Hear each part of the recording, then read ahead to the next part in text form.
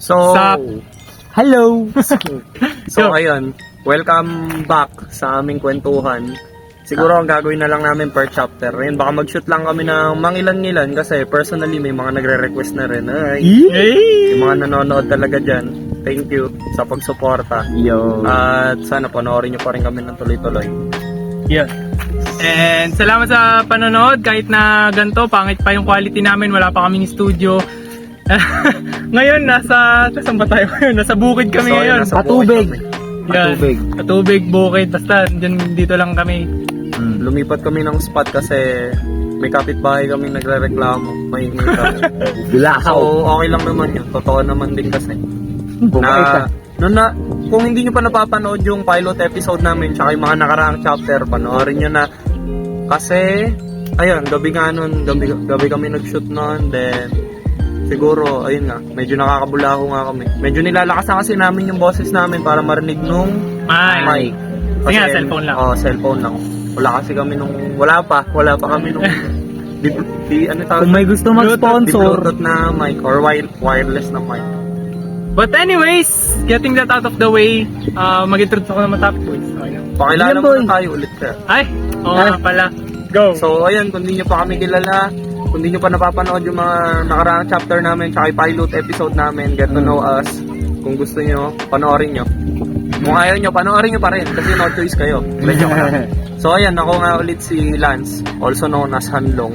Gio, Ako, Sam. So ayun, welcome back. welcome back. Ayan na yun. So, yung first topic natin na ay galing sa aming kaklase na nag-request lang din. Where do you see yourself after college? What is there after college like? What's Ay. there after college life? Ako. Sige, ikaw umpisa muna ko yung- sumagot. Ako nang sasagot. Sa'yo naman din ang galing. So, sa totoo lang, yung after college life kasi, mahirap pa siyang i-imagine. Sa totoo lang para sa akin, at the very least para sa akin. Kasi, hindi ko naman maiwasan na yung magka-anxiety, tapos uncertainty yon sa mga sa mga patutunguhan ko sa buhay. Kasi ako sa totoo lang, wala talaga akong landas na tinatahak pa, I guess. Like, yung course ko kasi, hindi ko talaga siya gusto. Like, gustong-gusto, hindi talaga, wala din sa passion ko yung course ko ngayon. Into it. Yun, kinuha ko lang din yung course ito kasi yung school malapit sa bahay. Tapos, nung nag-enrollan, yun yung pinaka-konti yung pila. Tapos, yun nga, nagde-demand kasi ng diploma yung mga parents ko. And yes, naintindihan ko sila doon dahil mahirap sa Pilipinas pag wala kang diploma. Pakahirap. And ayun, after college siguro, I will just breeze through life ulit. Like, go with the flow. Yung katulad ng ginawa ko nitong mga nakaraan lang din. Nung high school ako, nung ngayong college ako, like, kung saan lang ako pulutin, kung saan ako mapunta, kung saan ako komportable, ganun. Pero feel ko mag-explore din naman ako ng mga bagong bagay-bagay, bagong fortes. And ayun, for now, ganun yung tingin ko for now. Siguro magiging concrete din yun as we go on sa buhay. Like, siguro next year, meron na akong plano, meron na akong gusto maging. For now, ang choices ko lang talaga is, ano ba yung na-offer nung course ko. Like, siguro mag-prof ako, teacher, ganyan. Siguro. Pwede rin mag-call center, ganyan. Basta, ang gusto ko lang is makasurvive and maging self-sustained after college. Like, gusto ko na hindi na ako aasa sa magulang ko entirely. Kahit pa paano yung mababayaran yung bahay, ganun yung bills, tapos nabibigyan ng baon yung mga kapatid. Ganun yung gusto ko na buhay after college life. Pero malayo kasi yung gusto sa nangyayari madalas. And ayun, life is very, very uncertain, very unpredictable. Yun, ang daming... Future is uncertain. Yes, it's very uncertain. Kaya ayun, I don't want to think about it pa. Like, ayoko pang upuan yung problema, ayoko pang isipin, saan kaya ako pupunta after ng college ko, ganyan. Ayoko muna kasi alam kong magiging malaking problema sa akin yan dahil nga ayun, medyo uncertain ako. Kayo ba? So ayun ako. Ayun, balik muna tayo. Nung bata ako. Kanina ko lang din to na-realize kaninang umaga, nagtugma lang siguro sa topic. Yun. Ayun, tinatanong ko yung sarili ko nung bata ako kung ano ba yung pangarap ko paglaki ko. Tapos, dahil hindi ko pa siya nasasagot, hanggang sa nagkakaroon na ako ng muwang, tumatanda na ako, siguro around grade 11 or grade 12, tinapat na ako ng magulang ko na hindi nila ako kayang pag-aralin ng college. So, ayun, nasagot siya nung senior high school ako. Yung pangarap ko ng bata ko is makapag-college. Which is, ayan, nandun na ako ngayon, nakatungtong na ako sa pangarap ko ngayon. Tutupad mo naman. Oo, diba? natutupad ko naman. Ayun, matapos naman. Matapos naman. So, dun nga. Ano ba yung bala ko pagtapos ng college? Ang pinaka-una kasi dyan, siguro, yun, mag-teacher nga sa ibang bansa, pero masasabi nga natin uncertain. Yung future talaga, kumuha ng license, kumuha ng experience, tapos mga ibang bansa sa dream country na sinasabi nila, Japan. Tapos, pero yun nga, kung passion naman yung pag-uusapan, ang gusto ko kasi, parang mag-explore, hindi lang sa Pilipinas, kumbaga sa iba't ibang bansa. Kasi may napanood akong documentary, tapos parang ang tinatopic niya yung mga botany sa Pilipinas, yung about sa mga ibon, ganyan, sa mga isda, sa nature. Babae eh. Hindi ko lang matandaan yung pangalan pero nakapollow ako doon. Parang yun, gusto ko lang mag-explore kasi more on to science ako. Tapos, ang isa pa, pagdating sa passion, parang gusto ko magtayo ng coffee shop pagka-graduate ko. Or kung kahit nga ngayon, parang gusto ko magtayo ng coffee shop. Kasi Pwede bang magtrabaho na lang sa coffee shop mo? hindi magtatayo tayong kanya-kanya. Yun! Magkakompetensya, no? Gusto man na ito. pero yun, gusto ko magtayo ng coffee shop. Coffee shop or mag-explore, hindi lang sa Pilipinas, maglibot-libot.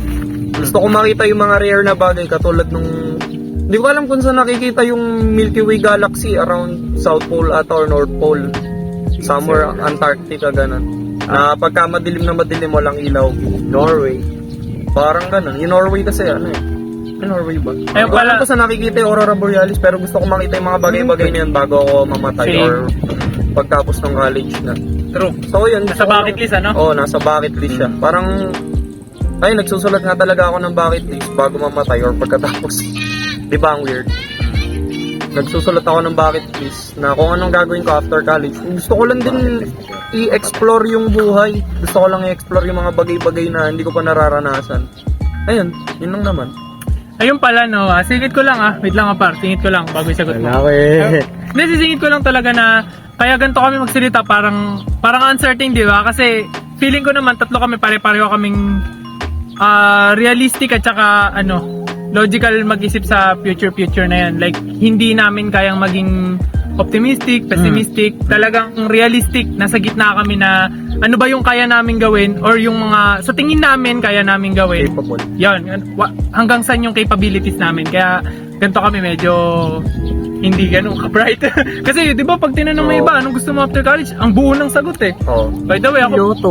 Oo, ganun. Piloto, gusto ko maging marino, gusto ko maging Ngayon hindi. Ako, kung tatanungin mo ako ng ganun, ano yung gusto ko maging? Ewan. Gusto ko maging maging counselor. Gusto ko maging counselor, guidance counselor. Basta counselor. Gusto kong mangialam ng buhay ng tao and tumulong sa buhay ng tao psychologically.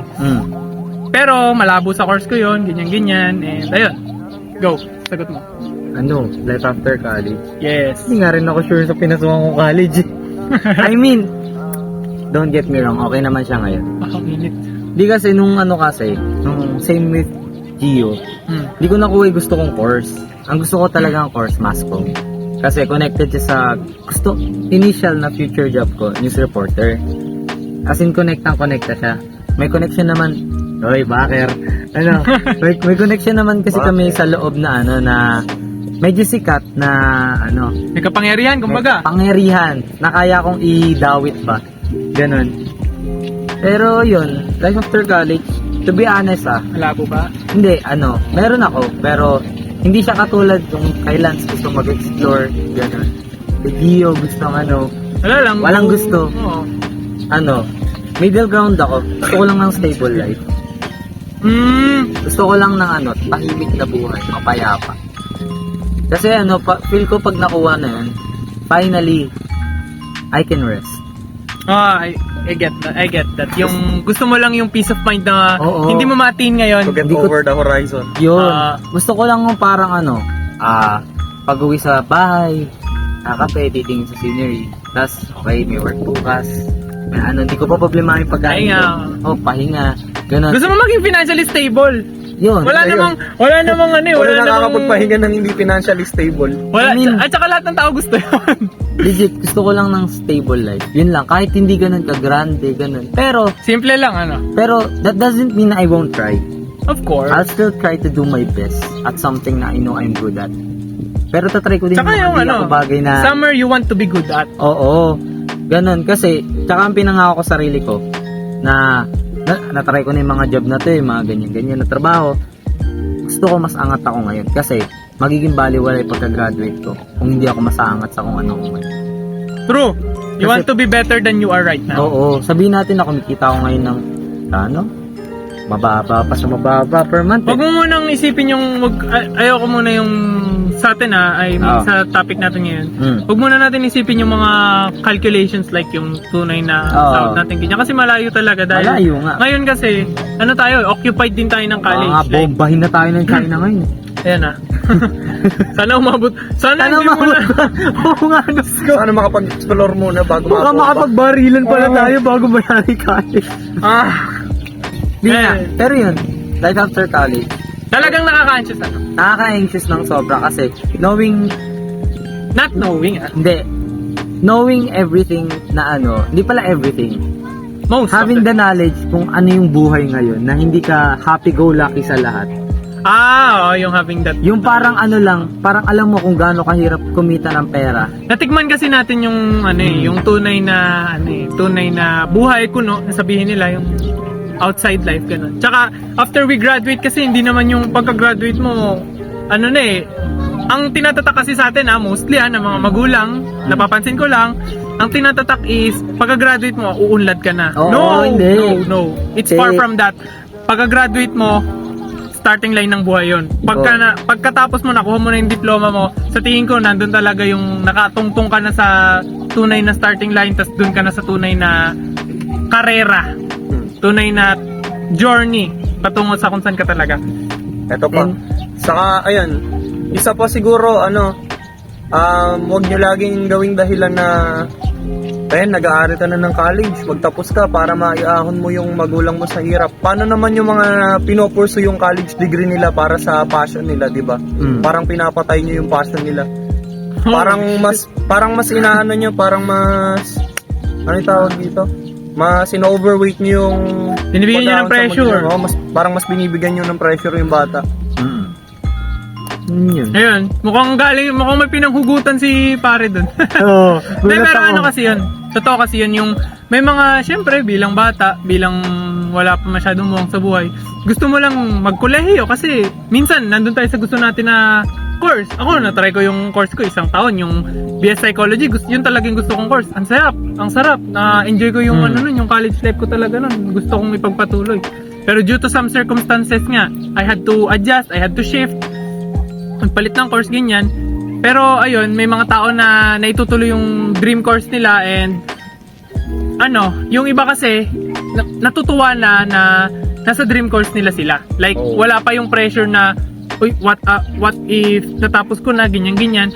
Sure naman nadadating din sila doon, pero wag niyo madaliin. Like don't force things to happen. Wag niyo munang i-pressure yung sarili niyo na pag nakatapos ako dapat ganito ganyan. Wag muna try to digest the process talaga, like kung saan ka dalhin. Tapos, ayun, isa pa. Kahit naman hindi nyo siguro sa amin sabihin na gano'n, o kahit hindi nyo sabihin sa mga mag-anak nyo, sa anak nyo, kung sino pa man yan na magtapos ng college, para iahon yung Kahirapan. magulang nila sa kahirapan. Given naman na yan kasi, di ba, pagtanaw ng utang na loob. At may take ka doon, go. Utang na loob? Hindi. Siguro, ako, kaya ko sabihin na may utang na loob talaga ako sa mga nagpaaral sa akin kasi di nila ako responsibilidad. Kuno. Di nila ako responsibilidad kasi yun na yun di nila ako responsibilidad ng sobra kasi nga di ko naman sila magulang talaga pero sila yung nag-stand in, sila yung nandyan kaya masasabi ko din na yun nga responsible. Pero in your cases kasi judging from outside lang and in my personal perspective lang na hindi mo obligasyon or hindi mo na bumawi. Oo, hindi naman kasi we're not an investment talaga. Hindi nga. Yung sinabi kasi ni Lance na yun, para sa sarili yun. Like, ako, gagawin ko yun. Ako, gusto ko tumulong sa magulang ko. Para sa sarili ko. Ginagawa ko yun para sa sarili ko, para masatisfy ko yung sarili ko. Yun. Self-satisfaction lang yun na hindi mo kailangan isumbat sa magulang mo, hindi mo kailangan isumbat sa iba, patunayan sa iba. Basta sa sarili mo lang. Ganun. Sorry, medyo maaraw. Ay, nakaganto ako. Anong medyo maaraw talaga? So, Anyway, ayun. naman ni Lord eh. Yun na yun. To wrap those things up. Yun na yun. Yan na yun. Yun yung Magulo eh. what would be life after college namin.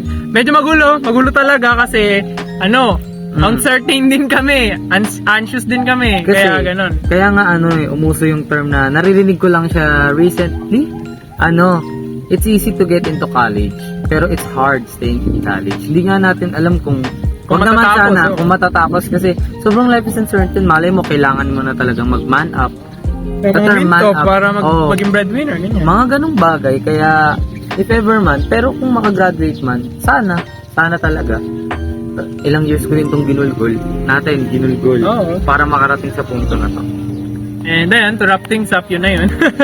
So, ayun. Sana nakapag-share kami ng bagay na magandang pakinggan sa inyo or kahit pa paano nakakita kayo na ng bagay na oo nga no, like nakapag-sympathize naman kayo sa amin na na hindi pala kayo lang yung uncertain sa future nyo, ganyan. Kung ganon, sana nakakatulong nga kami sa inyo. And ayun, to wrap things up, yun na yun.